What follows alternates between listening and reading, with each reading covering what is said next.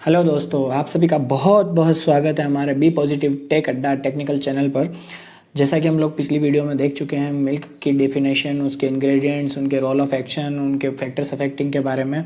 आज का हमारा नया टॉपिक है प्रॉपर्टीज़ ऑफ मिल्क, जिसमें कि हम लोग पढ़ेंगे प्रॉपर्टी मिल्क की जो प्रॉपर्टीज़ होती है उनके बारे में। Physical properties, chemical properties, biological properties और जो भी प्रॉपर्टीज़ होती है मिल्क की, उनके रिगार्डिंग हम लोग यहाँ पे आज स्टडी करने वाले हैं। ठीक है, मेनली मिल्क की जो प्रॉपर्टीज़ होती हैं वो बहुत वेरिएंट करती हैं। बहुत सारी प्रॉपर्टीज़ होती है जिनके बारे में अलग अलग बुक्स में पढ़ाया जाता है, बट हमारे एग्जाम पॉइंट ऑफ व्यू से और इंडस्ट्री पॉइंट ऑफ व्यू से मेनली फिजिकल और केमिकल प्रॉपर्टीज़ ही यूज़फुल होती है पढ़ने में।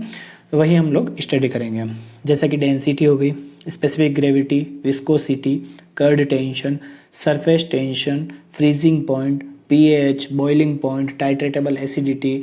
ये सभी प्रॉपर्टीज़ है मिल्क की जो मिल्क में टेम्परेचर और प्रेशर वगैरह के साथ साथ वेरी करती है। इन्हीं प्रॉपर्टीज़ की स्टडी के बेसिस पे सारी प्रोसेसिंग, स्टैंडर्डाइजेशन वगैरह डिपेंड करते हैं। जो इंडस्ट्री लाइन है, जो प्लांट वगैरह में प्रोसेसिंग होती है, वो सभी इन प्रॉपर्टीज़ के बेसिस पे ही स्टैंडर्डाइज की जाती है। सभी जो प्रोसेसिंग पॉइंट है वो इन्हीं पे डिपेंड होते हैं। जैसे कि वेट ऑफ मिल्क है वो डेंसिटी और स्पेसिफिक ग्रेविटी पे डिपेंड करता है, पास्चराइजेशन है वो टेम्परेचर वगैरह पे डिपेंड करता है। तो ये सभी प्रॉपर्टीज़ आपस में एक दूसरे से लिंक्ड होती है। इनको हम डिटेल में पढ़ने वाले हैं। तो उनकी स्टार्टिंग में सबसे पहले हम लोग स्टार्ट करते हैं फिजिकल स्टेट ऑफ इंग्रेडिएंट्स। जो भी इंग्रेडिएंट्स अवेलेबल है मिल्क में, उनकी फिजिकल प्रॉपर्टी क्या होती है, फिजिकल स्टेट क्या होता है, किस फॉर्म में वो अवेलेबल होते हैं। तो लैक्टोज जो है वो सॉल्यूशन फॉर्म में अवेलेबल होता है।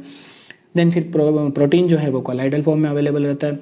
फैट जो है वो इमल्शन फॉर्म में अवेलेबल होता है। मिल्क जो है वो ऑयल इन वाटर इमल्शन के फॉर्म में अवेलेबल होता है। वैसे तो बुक्स में बहुत लेंदी तरीके से पढ़ाया गया है, बट ये चार जो लाइन है यही आपको याद रखनी है और यही आपको इम्पोर्टेंस देती है। कोई भी जो क्वेश्चन बनता है वो इन्हीं में से बनता है।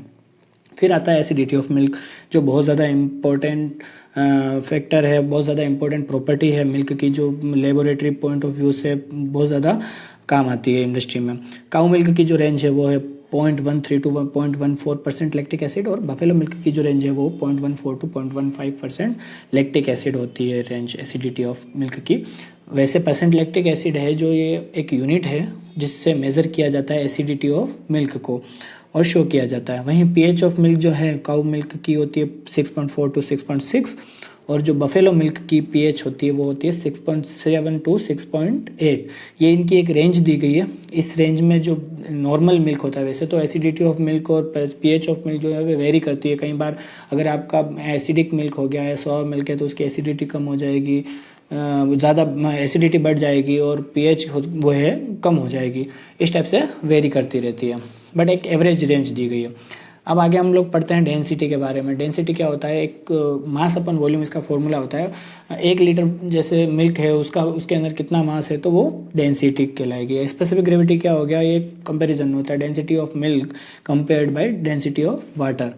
तो मिल्क के जितने भी इंग्रेडिएंट्स हैं उनकी भी हम लोग स्पेसिफिक ग्रेविटी पढ़ेंगे। ये डेटा जो है वो बहुत सारी बुक्स में स्कैटर्ड है, तो आप इसका एक स्क्रीनशॉट ले लीजिएगा। आपको डायरेक्टली पढ़ने में कहीं पर भी आपको बहुत यूज़फुल रहेगा। Specific gravity of cow milk जो है वो रेंज होती है 1.028 टू 1.030।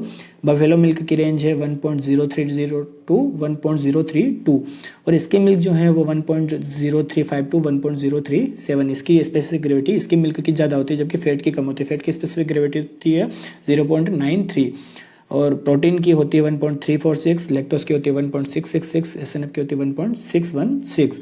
जो स्पेसिफिक ग्रेविटी और फैट और इसकी मिल्क की है वो उसी बेसिस पे सेपरेशन, मिल्क सेपरेशन काम जो स्टैंडर्डाइज किया जाता है, मिल्क सेपरेशन किया जाता है, वो बेसिक यही होता है। इनकी जो स्पेसिफिक ग्रेविटी वेरी करती है। फ्रीजिंग पॉइंट ऑफ मिल्क जो होता है वो -0.530 टू -0.535 डिग्री सेल्सियस होता है। नॉर्मली जो मेरी वाटर का जो फ्रीजिंग पॉइंट होता है वो 0 डिग्री होता है, बट इसमें कुछ सोल्यूबल कंटेंट मिल जाने की वजह से मिल्क का जो फ्रीजिंग पॉइंट है वो आधा पॉइंट कम हो जाता है। ऐसे ही बॉइलिंग पॉइंट जो है वो मिल्क का सोल्यूबल कंटेंट्स मिल जाने की वजह से आधा पॉइंट इंक्रीज हो जाता है। ठीक है, अब आगे हम लोग प्रॉपर्टीज़ में पढ़ेंगे सरफेस टेंशन।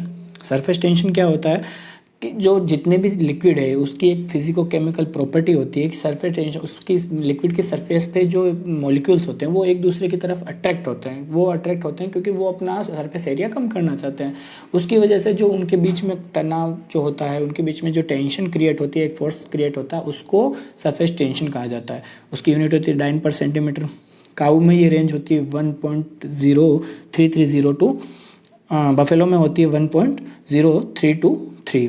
अगेन फिर एक और प्रॉपर्टी आती है कर्ड रिटेंशन। कर्ड रिटेंशन क्या होता है? Curd retention can be defined as the toughness of the curd when milk coagulates. जब मिल्क कोएगुलेट होता है तो जो टफनेस ऑफ कर्ड होती है वो कर्ड टेंशन के रूप में डिफाइन की गई है। तो इसकी जो यूनिट है वो ग्राम है। काऊ मिल्क में जो ये डेटा होता है वो होता है 23.3, बफेलो मिल्क में होता है 40.2। विस्कोसिटी होती है thickness of liquid, cow milk में होती है 1.86, बफेलो मिल्क में होती है 2.245।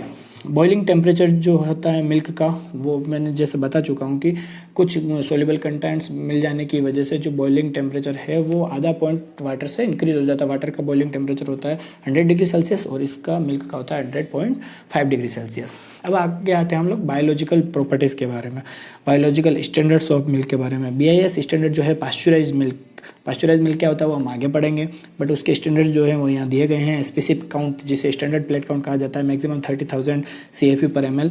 फिर आता है कोलिफॉर्म काउंट, अब्सेंट इन 1:10 डाइल्यूशन, मीन्स 10th जो डाइल्यूशन है उसमें कोलिफॉर्म अब्सेंट होना चाहिए। इसको अदर वे में समझा जाए तो 1 ml के अंदर अब 10 से कम आपका कोलिफॉर्म काउंट होना चाहिए। MBRT क्या होता है? Methylene blue dye reduction test होता है, जिससे कि पता लगाया जा सकता है कि कोई मिल्क जो है वो कितने टाइम तक सर्वाइव किया जा सकता है। तो वो 4 आवर से कम होना चाहिए, 4 आवर से ज़्यादा होना चाहिए टाइम। और उसके बाद आता है अपना फॉस्फेटेज टेस्ट जो कि नेगेटिव होना चाहिए पास्चुराइज मिल्क। ऐसी ही कुछ टेक्निकल जानकारी में रिलेटेड मैं सभी वीडियोस बना रहा हूँ। इन वीडियोस को आगे से आगे देखने के लिए और इनको करने के लिए चैनल को सब्सक्राइब कीजिए ताकि आपको ज़्यादा से ज़्यादा डेटा शॉर्ट फॉर्म में और इजी लैंग्वेज में मैं अवेलेबल करवा सकूँ। Thank you so much.